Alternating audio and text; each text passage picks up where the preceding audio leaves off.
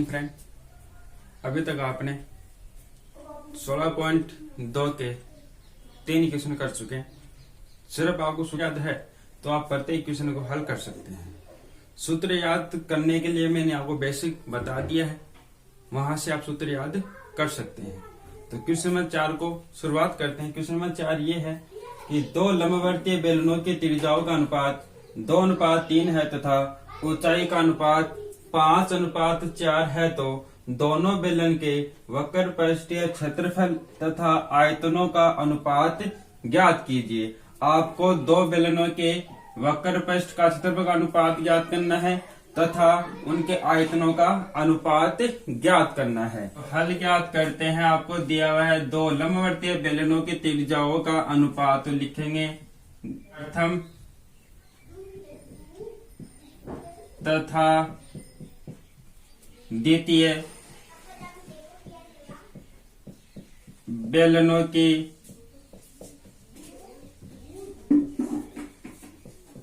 त्रिज्याओं का अनुपात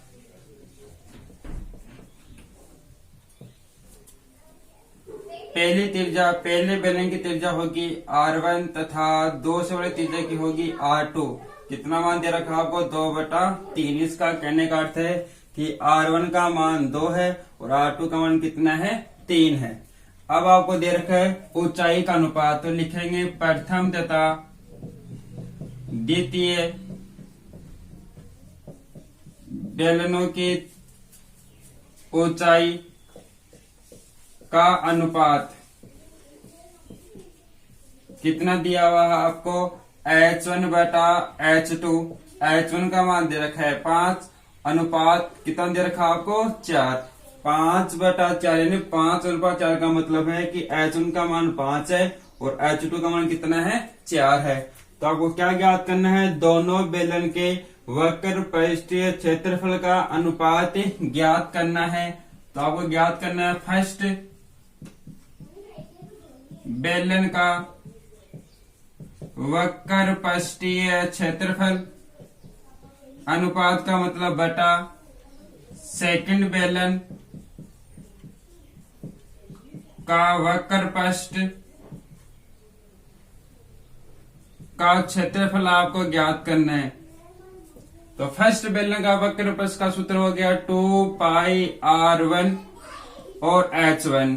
इसी प्रकार से दूसरे बेलन का वक्र पृष्ठ का सूत्र हो गया 2πr2 और h2। 2π से 2π कैंसिल कर देंगे। r1 का मान कितना है? 2 है। h1 का मान कितना है? 5 है। r2 का मान कितना है? 3 है। h2 का मान कितना है? 4 है। 2 एकम 2, 2 दूनी 4। तो आपके पास ऊपर क्या बचेगा? 5, नीचे 3 दूनी 6। तो आपको जो अनुपात आ गया वो आ गया 5:6। अब निकालेंगे इनके आयतनों का अनुपात, तो लिखेंगे फर्स्ट बेलन का आयतन अनुपात ज्ञात करना, तो बटा लगाएंगे सेकंड बेलन का सेकंड बेलन का आयतन। बेलन का आयतन का सूत्र होता है πr²h। फर्स्ट है तो r1² h1। इसी प्रकार से दूसरे बेलन का आयतन का सूत्र हो गया πr2² h2। पाई से पाई कैंसिल कर देंगे। r1 का मान कितना है? 2, तो 2 का स्क्वायर, और h1 का मान कितना है? 5, तो 5 लिख देंगे। r2 का मान कितना है? 3, तो 3 का स्क्वायर। h2 का मान कितना है? 4। 4 से इसका 2 का स्क्वायर कैंसिल, ऊपर क्या बचेगा? 5 और नीचे बच रहा है 2। 3 का स्क्वायर, तो 3 का स्क्वायर करेंगे कितना आ जाएगा? 9। अब आपका आंसर आ गया 5:9। अगला क्वेश्चन है क्वेश्चन नंबर 5। एक ठोस बेलन का संपूर्ण पृष्ठीय क्षेत्रफल 462 सेंटीमीटर स्क्वायर है, तो इसका वक्र पृष्ठीय क्षेत्रफल संपूर्ण पृष्ठीय क्षेत्रफल का 1/3 है, तो बेलन का आयतन ज्ञात कीजिए। सिंपल सा क्वेश्चन है, मोस्ट क्वेश्चन है। इसको हल करेंगे तो आपको क्या दिया हुआ है? ठोस बेलन का संपूर्ण पृष्ठीय क्षेत्रफल आपको कितना दिया हुआ है 462 सेंटीमीटर स्क्वायर। तो लिखेंगे ठोस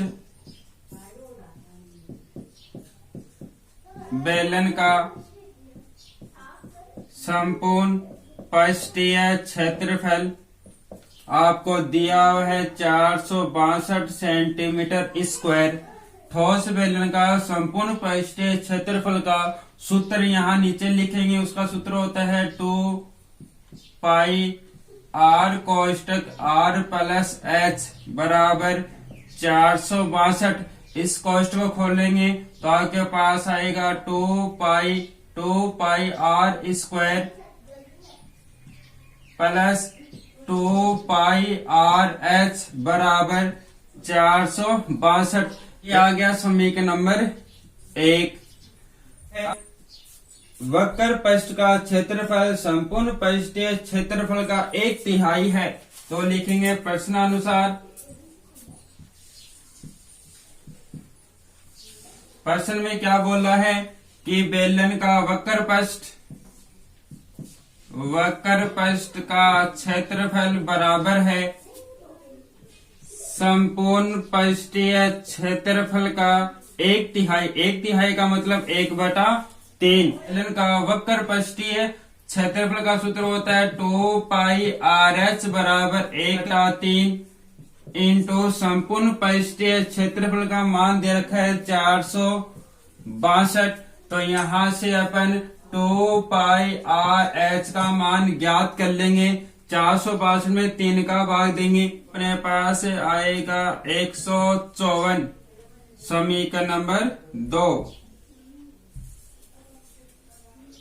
तो समीकरण 2 का मान समीकरण 1 में रखेंगे। समीकरण 2 का मान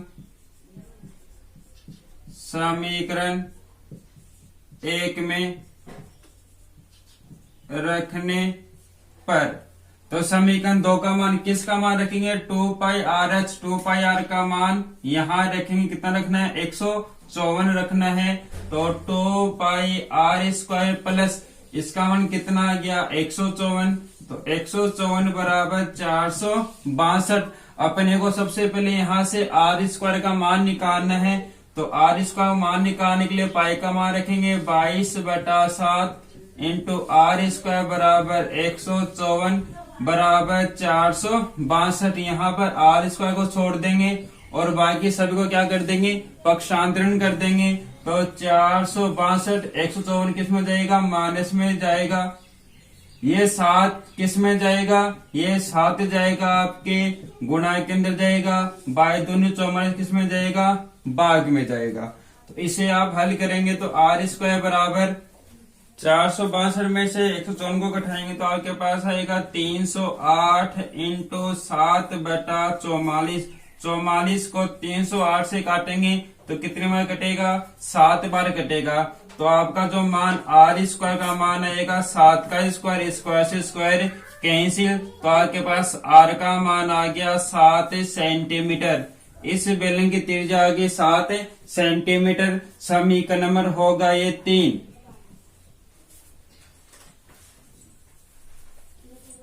आर का मान या समीकरण 3 का मान, आर का मान